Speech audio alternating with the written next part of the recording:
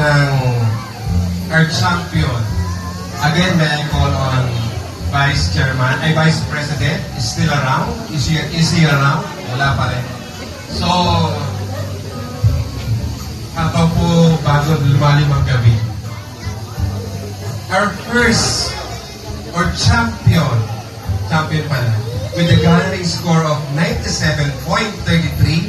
So, ibig sabihin, 0.33 lang po ang nilamang niya sa first runner-up ng Zone 1. Ladies and gentlemen, to be awarded by Kagawad Caranto and receive the award of 5,000 pesos bouquet flower, the plaque of appreciation, and SAS with the amount of 5,000 pesos. Share po si Reyna at si Ping.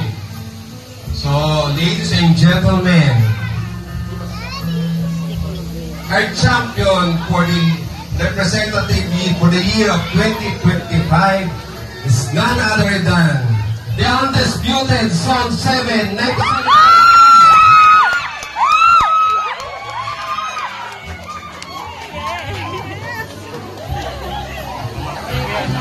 Congratulations, Zone 7.